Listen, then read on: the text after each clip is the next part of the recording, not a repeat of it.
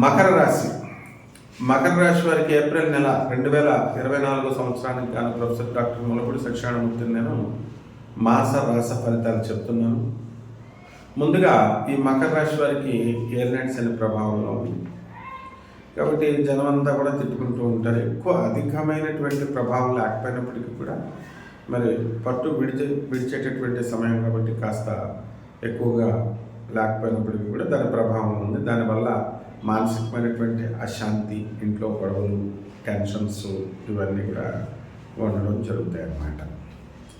అయితే ఈ యొక్క అర్ధాష్టమ గురుడు 24 ఏప్రిల్ నుంచి శుక్రుడితోనూ, ఆ తర్వాత 2 ఏప్రిల్ నుంచి బుధుడు వక్రించినటువంటి బుద్ధుడితో కలవడం వలన నూతనంగా ఇల్లు కొనుక్కోవడము, స్థలాలు కొనుక్కోవడము ఇవన్నీ కూడా జరుగుతాయి.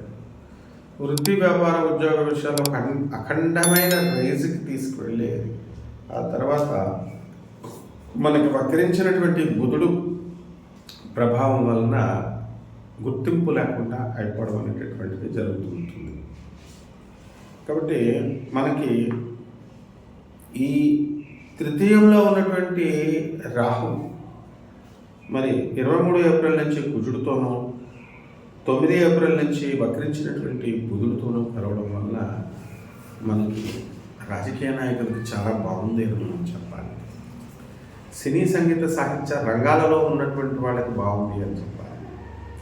అద్దెలల్లో ఉన్నటువంటి వాళ్ళు పెద్ద పెద్ద ఇళ్లలోకి అద్దెలకి వెళ్ళడానికి అవకాశాలు ఉంటాయి. విద్యార్థులు చాలా జాగ్రత్తగా చదవాలా. మరి అర్ధాశ్రమకుడు అంత శుభమైనటువంటి మార్కులు నివ్వడు. అయితే ఏప్రిల్ 22 తర్వాత ఈ యొక్క గురుడు పంచమ స్థితిగతుడు అవడం వలన చక్కగా మీకు పిల్లలు లేనటువంటి వాళ్ళకి పిల్లలు కలగడం ఇవన్నీ కూడా జరుగుతాయి.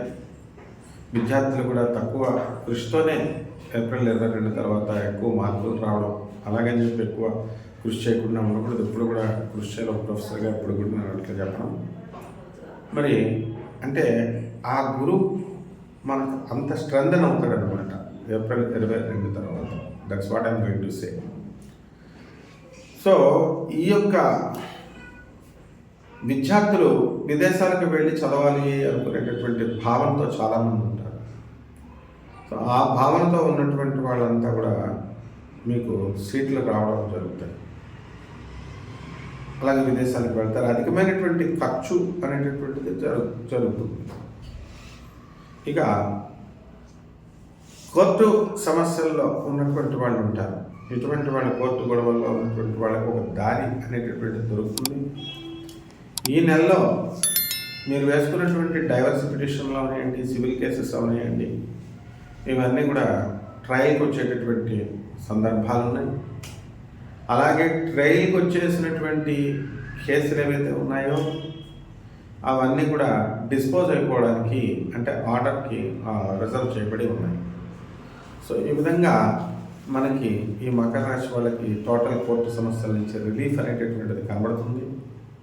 మరి గతంలో మీరు కొన్నటువంటి ఇళ్ళకన్నీ కూడా ఈఎంఐలు కట్టడానికి కొంచెం కష్టంగా అనిపిస్తూ ఉంటుంది. ఎందుకంటే మీరు మీ డబ్బులు మీ మామగారులకి, ఇతర రిలేటివ్స్కి మీరు తక్కువ వడ్డీకి ఇచ్చి ఎక్కువ వడ్డీని ఆశిస్తూ మీరు ఇచ్చారు. అసలు వడ్డీకే ముప్పు వచ్చి వాళ్ళు అసలు కట్టడం మానేస్తున్నారు. కాబట్టి ఈఎంఐలు ఎలా కట్టాలరా బాబా అనేటటువంటి ధోరణితో ప్రతి మకర రాశి వాళ్ళు ఉండడం కోసమే.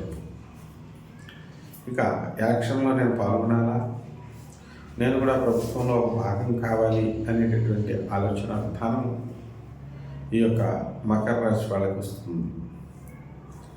అలాగే ఖరీదైనటువంటి వస్తువుల్ని ఈ మకర రాశి వాళ్ళు కొంటారు. ఎన్ని ఆర్థిక ఇబ్బందులు ఉన్నప్పటికీ కూడా అప్పు చేసి వీళ్ళు తీసుకొచ్చి కొనడం అనేటటువంటిది జరుగుతుంది. ఆ తర్వాత రైతులు వ్యవసాయం మంచిగా చేసి మంచి పంటలను మీరు తీసుకువస్తారు.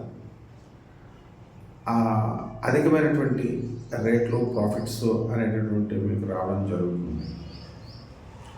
చేపల చెరువులు కూడా మీకు మంచి బిజినెస్ వస్తుంది.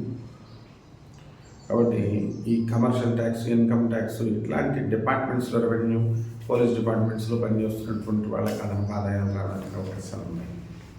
ఇక రెమెడీస్ దగ్గరికి వచ్చేసరికి శని జపం చేయండి, శని స్తోత్రాలు చదవండి, శనికి కిలోంపావు నల్ల నువ్వుల్ని, నల్లని వస్త్రాన్ని పేద బ్రాహ్మడికి శనివారం నాడు ఉదయం 8 గంటలకి దానం చేయడం ద్వారా మీకు ఈ శని దోషం అనేటువంటిది పోతుంది. కాకులకు అన్నం పెట్టండి. అలాగే శనివారం నాడు ఆంజనేయ స్వామి వారికి కానీ వెంకటేశ్వర స్వామి వారికి కానీ మీరు ఆరాధన చేయడం ద్వారా ఈ యొక్క శని దోషం సంపూర్ణంగా పోతుంది. శుభమస్తు.